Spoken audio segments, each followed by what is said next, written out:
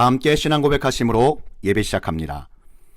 전능하사 천지를 만드신 하나님 아버지를 내가 믿사오며 그 외아들 우리 주 예수 그리스도를 믿사오니 이는 성령으로 잉태하사 동정녀 마리아에게 나시고 본디오 빌라도에게 고난을 받으사 십자가에 못 박혀 죽으시고 장사한 지 사흘 만에 죽은 자 가운데서 다시 살아나시며 하늘에 오르사 전능하신 하나님 우편에 앉아 계시다가 저희로서 산자와 죽은 자를 심판하러 오시리라. 성령을 믿사오며 거룩한 공예와 성도가 서로 교통하는 것과 죄를 사하여 주시는 것과 몸이 다시 사는 것과 영원히 사는 것을 믿사옵나이다. 아멘. 마태복음 18장 18절에서 20절 말씀입니다. 진실로 너희에게 이르노니 무엇이든지 너희가 땅에서 매면 하늘에서도 매일 것이요 무엇이든지 땅에서 풀면 하늘에서도 풀리리라. 진실로 다시 너희에게 이르노니 너희 중에 두 사람이 땅에서 합심하여 무엇이든지 구하면 하늘에 계신 내 아버지께서 그들을 위하여 이루게 하시리라. 두세 사람이 내 이름으로 모인 곳에는 나도 그들 중에 있느니라. 술술 풀려지는 축복, 마태복음 18장 18절에서 20절 말씀입니다. 누구나 새해가 되면 앞으로 일어날 모든 일들이 술술 풀리는 축복을 누리길 간절히 원합니다. 이 말씀을 듣고 계신 사랑하는 성도 여러분들도 그러시리라 봅니다. 그런데 왠지 모르게 내가 하려고 하는 일이 잘 될는지 안 될는지 모를 그 불안감과 걱정이 밀려올 때가 종종 있습니다. 새해를 맞이했긴 했지만 아직도 풀지 못했거나 과거에 얽히고 설킨 문제들로 인해 마음이 답답한 분은 없는지요? 작가 모파상이 쓴 단편 소설 중에 끈이라고 하는 글이 있습니다. 내용은 이렇습니다. 오래전 한 농부가 장을 보러 시장에 가던 길에 장터에서 특이하게 생긴 끈 하나를 발견했습니다. 농부는 혹시나 쓸 데가 있을까 싶어 이 주순 끈을 주머니에 넣었습니다. 그런데 하필이면 그 시간에 먼저 그 장터길을 지나가서 장을 보던 어느 한 사람이 계산하려다 지갑이 없었다는 것을 알고 미친 듯이 사방을 헤매며 지갑을 애타게 찾고 있었습니다. 그때 그 주변에 있던 어떤 사람이 그 농부가 주머니에 무언가를 집어넣은 것을 목격했다는 증언으로 인해 그 농부는 경찰서에 끌려갔습니다. 한참을 조사하고 있는데 아무리 농부를 수색해도 지갑은 나오지 않았습니다. 때마침 지갑 주인에게 잃어버린 지갑을 찾았다고 연락이 오는 바람에 농부는 다행히도 석방되었습니다. 그런 후에 농부는 자신이 이 불공정하게 받은 처사와 자신에게 혐의를 씌운 사람에 대한 그 분노를 토로하고 다녔습니다. 여러분, 이 끈이 어떤 끈인 줄 아십니까? 이것 때문에 내가 망신을 당했죠. 말도 안 되는 도둑 누명을 썼다니까요. 내 이야기 좀 들어보실래요? 농부의 마음에는 자신을 그토록 힘들게 했던 시장터에서 주었던 끈에 온통 마음을 빼앗겼습니다. 그토록 그 끈에 올가매인 나머지 농사 짓는 일도 있고 가족을 돌보는 것도 잊은 채 자기 연민에 심하게 빠져들어갔습니다. 자기 연민의 독은 서서히 농부 자신마저 파괴하였고 평생 동안 분을 사귀지 못하다 그만 죽었다고 합니다. 우리도 어쩌면 과거에 주어진 끈을 버리지 못하고 들고 다니며 억울함과 분노를 성토하느라 세월을 낭비하고 있는지 모르겠습니다. 그렇게 과거에 얽매일 경우 현재는 물론 미래까지 영향을 주고받는 안타까운 현상들이 우리의 삶 가운데 벌어지고 있기 때문입니다. 성경에서는 바르지 않게 얽혀매여 있는 끈을 풀어야 한다고 말씀하십니다. 오늘의 말씀, 술술 풀려지는 축복을 통해 하나님 아버지의 음성을 들으시고 기도 응답받는 시간 되시기를 축복합니다. 오늘 본문에 나오는 말씀의 영적인 의미가 무엇인지 먼저 알아보기를 원합니다. 매는 것과 푸는 것에 대한 말씀은 마태복음 16장 19절에 연관된 성경의 영적인 가르침이기도 합니다. 내가 천국 열쇠를 내게 주리니 내가 땅에서 무엇이든지 매면 하늘에서도 매일 것이요 내가 땅에서 무엇인지 풀면 하늘에서도 풀리리라. 아멘. 이 구절에서 예수님은 사도 베드로에게 직접적으로 말씀하셨으며 다른 사도에게는 간접적으로 말씀하셨습니다. 예수님께서 주시는 천국 열쇠를 받아 가지고 있는 사람은 천국에 갈 수 있는 일반 권리를 상징하는 것입니다. 좀 더 영적으로 우리가 보자면 누구든지 예수 그리스도를 영접하여 구세주로 믿으면 구원받아 천국 갈 수 있다는 말씀인 것입니다. 천국 열쇠를 소유하는 것은 천국에 들어갈 수 있는 일반 권리를 상징하는 것으로 베드로 자신도 천국 열쇠를 갖게 되며 복음을 전파하는 것은 예수 그리스도를 믿는 모든 하나님의 자녀에게 주어진 하늘의 문을 여는 영적인 비결이 되며 불신자에게는 그 문을 닫는 수단이 된다는 말씀입니다. 하나님 아버지께서는 사도행전의 목숨도 아끼지 않고 복음을 전파하는 사역을 통해 천국 열쇠로 천국의 문을 활짝 여시는 영적인 과정을 우리에게 자세히 보여주고 계십니다. 베드로는 오순절을 기점으로 하여 예수 그리스도를 믿으면 구원받는다는 천국 복음을 전할 때 천국문이 열려 수많은 사람들이 예수 그리스도를 믿어 회개하여 천국 백성이 되었습니다. 그야말로 술술 풀리는 축복을 체험하였습니다. 그 당시 매다 또는 풀다라는 표현은 어떤 것이 금지된 것이고 어떤 것이 허락된 것인지를 선언하는 유대인들의 아주 엄격한 법적 표현이기도 하였습니다. 천국 복음 전파하는 것이 그리 쉽지 않던 상황이었음에도 불구하고 베드로와 다른 제자들은 복음을 전파하고 하나님 아버지의 뜻을 사람들에게 선포하며 이 땅에서 그리스도의 사역을 잘 감당했습니다. 하나님께서 그런 하나님의 사람들에게 주님께서 가지고 계셨던 것과 같은 권세로 무장시켜 주셨습니다. 오늘 마태복음 18장 18절을 보면 그 본문은 교회 권징의 맥락에서 메고 푸는 것에 대한 명확한 언급이 있는 것입니다. 사도들은 개인 신자들과 그들의 영원한 운명에 대해서 그리스도의 주권과 권세를 남용하지 않았습니다. 그러나 교회의 영적인 질서를 위해 권세를 사용하였습니다. 그렇다고 마치 사도들이 이 땅에서 결정하는 것이 하늘에서도 그대로 이루어질 것처럼 그들이 하나님의 마음을 바꿀 수 있는 특권을 받았다는 것은 절대 아닙니다. 오히려 그들은 사도로서의 사명을 잘 감당해 가면서 하늘에서 세워진 하나님 아버지의 계획을 성취하도록 최선을 다하였습니다. 사도들이 이 땅에서 어떤 것을 맬 때에 혹은 그것을 금지할 때에 그들은 그 일과 관련된 하나님의 뜻을 따르도록 하였습니다. 그들이 땅에서 어떤 것을 풀 때에 혹은 허락할 때에도 마찬가지로 그들은 하나님 아버지의 영원하신 계획대로 이루고 있었습니다.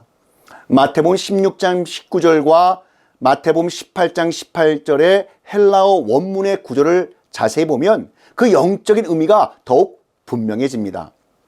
자, 한번 보십시오. 무엇이든지 너희가 땅에서 매면 그것이 하늘에서도 매일 것이다. 그리고 무엇이든지 땅에서 너희가 풀면 그것이 하늘에서도 풀릴 것이다. 마태복음 16장 19절을 확대 성경 Amplified Bible 이 성경에서 번역한 것처럼 무엇이든지 너희가 땅에서 매면 즉 금지하면 부적절하고 불법적이라고 선언하면 그것은 이미 하늘에서 매인 것이며 무엇인지 땅에서 너희가 풀면 즉 허용하고 적법하다고 선언하면 그것은 이미 하늘에서 풀린 것이다. 이렇게 해석하고 있습니다. 예수님은 사도들이 지상에서 특별한 임무가 있다고 가르치셨습니다. 신약의 서신서에 기록된 것처럼 그들의 권위 있는 말씀은 교회를 향한 하나님 아버지의 뜻을 나타냅니다. 바울이 복음을 혼돈시키는 사람들에 대하여 질서 있는 하나님 아버지의 말씀을 선포했을 때 우리는 그 말씀이 이미 하늘에서 선포되었다는 것을 알게 되는 것입니다. 갈라디아서 1장 8절 9절 말씀을 함께 보시겠습니다. 그러나 우리나 혹은 하늘로부터 온 천사라도 우리가 너에게 전한 복음 외에 다른 복음을 전하면 저주를 받을지어다. 우리가 전에 말하였거니와 내가 지금 다시 말하노니 만일 누구든지 너희가 받은 것 외에 다른 복음을 전하면 저주를 받을지어다. 아멘. 자, 이처럼 오늘 본문은 어지럽혀진 교회의 질서를 바로잡고자 하는 교회의 권징에 대한 교훈을 담고 있습니다. 그런데 우리는 좀 더 영적으로 깊게 나아갈 때 하나님께서 주시고자 하시는 술술 풀리는 축복을 받아 누리기 위해서는 반드시 우리가 이 땅에서 먼저 얽히고 설켜버린 것을 하나님의 진리의 말씀으로 풀어야 하늘에서도 이것들로 인해 닫혀있던 축복의 문이 활짝 열린다는 의미로 해석할 수 있다는 것입니다. 자, 그렇다면 우리는 어떻게 하늘로부터 술술 풀려지는 축복을 받아 누릴 수 있을까요? 그 첫 번째, 이 땅에 얽히고 설켜버린 문제들을 합심하여 구하면 하나님 아버지께서 이루어 주신다는 것입니다. 베드로전서 3장 8절 9절 말씀에 마지막으로 말하노니 너희가 다 마음을 같이하여 동정하며 형제를 사랑하며 불쌍히 여기며 겸손하며 악을 악으로 욕을 욕으로 갚지 말고 도리어 복을 빌라. 이를 위하여 너희가 부르심을 받았으니 이는 복을 이어받게 하려 하심이라. 아멘. 여기서 합심하다라는 말은 동의하다, 합의하다라는 뜻으로 마음이 하나가 되었다는 말씀입니다. 교향곡에서 음의 조화 등을 의미하는 심포니가 바로 이 단어에서 유래되었습니다. 이처럼 둘 이상의 사람들이 의견의 일치와 마음의 일치를 통해서 조화로운 상태를 갖는 것이 바로 합심인 것입니다.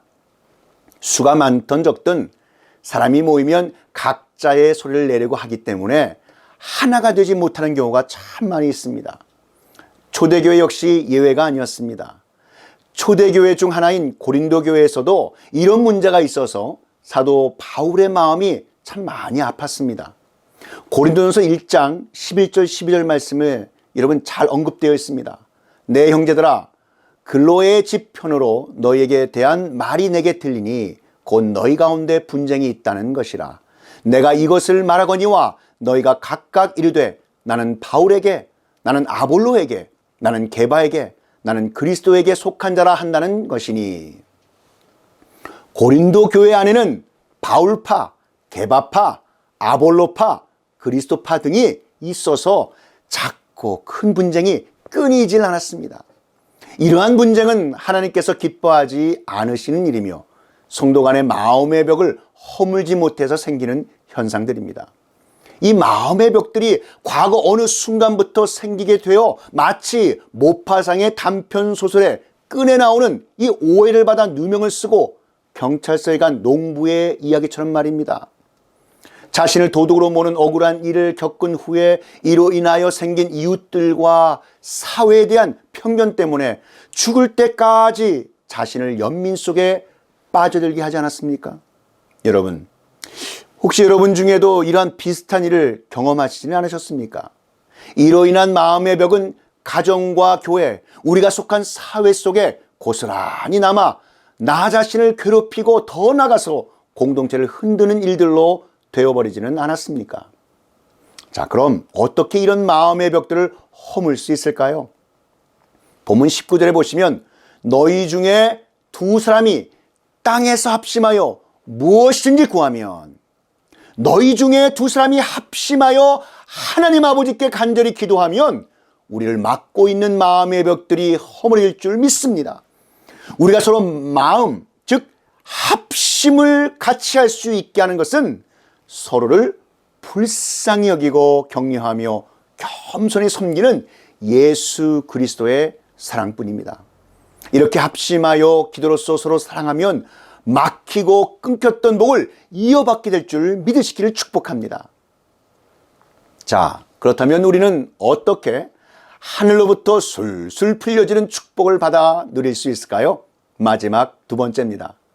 주님의 몸된 제단인 교회를 구심점으로 모이게 힘쓰며 그 모임들의 지향점이 예수 그리스도의 이름이 될 때 살아서 역사하는 그리스도의 참된 교회의 지체들로 이 세상을 변화시키는 놀라운 일들뿐만 아니라 술술 풀려지는 하늘의 신령한 복을 받아들일 수 있음을 믿습니다.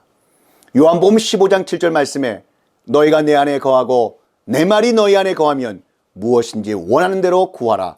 그리하면 이루리라. 아멘. 자, 기도할 때 묻는 것은 무엇이고 푸는 것은 무엇일까요? 합심 기도가 기도하는 사람을 묶는 것이 아닙니다. 또한 합심 기도를 마치면 기도하는 사람을 푸는 것도 아닙니다. 매는 것과 푸는 것을 이해하려면 먼저 무엇을 말씀하셨는지를 정확하게 파악하셔야 합니다. 그 첫째, 스스로 먼저 낮아지는 것입니다. 마태복음 18장 4절에 그러므로 누구든지 이 어린아이와 같이 자기를 낮추는 그이가 천국에서 큰 자니라. 겸손은 자아 부정입니다. 자기를 부인하고 자기 십자가를 지는 것이 겸손입니다. 구원은 회개함으로 시작하고 믿음은 겸손으로 열매를 맺게 되는 것입니다. 둘째로 소자인 낮고 천한 자를 잘 대접하는 일과 잃어버린 양을 찾는 일입니다. 마태복음 18장 10절 말씀에 삼가 이 소자 중에 하나도 없이 여기지 말라. 너에게 말하노니 저희 천사들이 하늘에서 하늘에 계신 내 아버지의 얼굴을 항상 배옵느니라. 아멘. 여기서 소자는 어린아이를 말합니다. 그러나 소자의 의미를 확대한다면 어린아이가 부모님을 의지하는 것처럼 하나님 아버지를 철저하게 의지해야 할 사람이라고 하겠습니다. 따라서 소자는 육신적으로는 어린아이라고 말할 수 있지만 신앙적으로, 영적으로는 하나님 아버지의 도움이 철저하게 필요한 사람이라고 말할 수 있습니다. 이와 같이 이 소자 중에 하나라도 이루어지는 것은 하늘에 계신 너희 아버지의 뜻이 아니다라는 것입니다. 디모데전서 2장 4절 말씀에 하나님은 모든 사람이 구원을 받으며 진리를 아는 데 이르기를 원하시느니라 라고 말씀하셨습니다. 예수님이 이 땅에 오신 것도 잃어버린 영혼을 구원하시기 위함이고 십자가에 달려 피 흘려 죽으신 것도 믿는 자마다 구원받아 천국에 보내시기 위함이며 이 땅에 교회를 많이 세우신 목적도 영혼을 구원하기 위함이지 사회 참여나 사회 사업 때문이 아닙니다. 전도의 열정이 아주 남달랐던 어느 훌륭하신 목사님의 교회를 향한 말씀입니다. 이렇게 말하고 있습니다. 교회는 영혼을 구원하는 일 외에 아무것도 하지 마십시오. The church has nothing to do but to save souls. 그러므로 이 일을 위해 시간을 보내고 이 일을 위해 쓰임받도록 하십시오. Therefore, spend and be spent in this work. 요한복음 6장 38절에서 40절 말씀에 이렇게 증거하고 있습니다. 내가 하늘로서 내려온 것은 내 뜻을 행하려 함이 아니요 나를 보내신 이의 뜻을 행하려 함이니라. 나를 보내신 이의 뜻은 내게 주신 자 중에 내가 하나도 잃어버리지 아니하고 마지막 날에 다시 살리는 이것이니라. 내 아버지의 뜻은 아들을 보고 믿는 자마다 영생을 얻는 이것이니 마지막 날에 내가 이를 다시 살리리라 하시니라. 아멘. 하나님의 가장 기뻐하시는 뜻은 잃어버린 영혼을 찾아 구원하는 일임을 알 수 있습니다. 잃어버린 영혼을 구원하는 일보다 하나님을 기쁘시게 하는 일은 없습니다.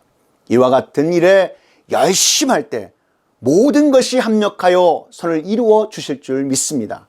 우리가 알거니와 하나님을 사랑하는 자, 곧 그 뜻대로 부르심을 입은 자들에게는 모든 것이 합력하여 선을 이루느니라. 아멘.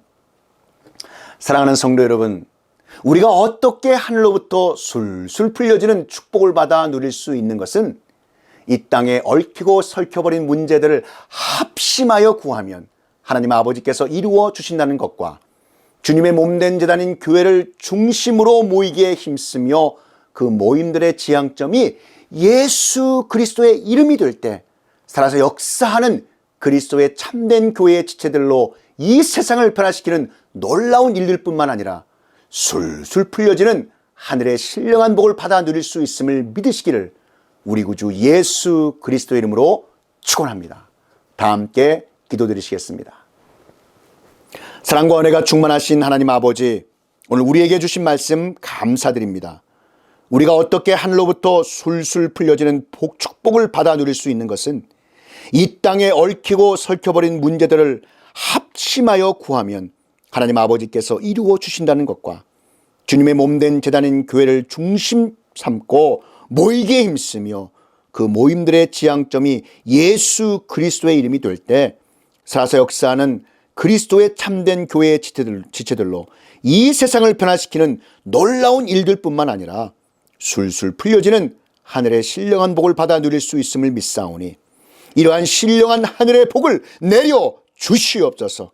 이 모든 말씀 우리 구주 예수 그리스도의 이름으로 기도하옵나이다. 지금은 우리 구주 예수 그리스도의 구속의 은혜와 만극하신 하나님 아버지의 그 크신 사랑하심과 성령 하나님의 감화 감동 위로교통 충만케 하심이 술술 풀려지는 축복, 이 진리의 말씀이 선포되는 곳곳마다 이제로부터 영원히 함께 있을지어다.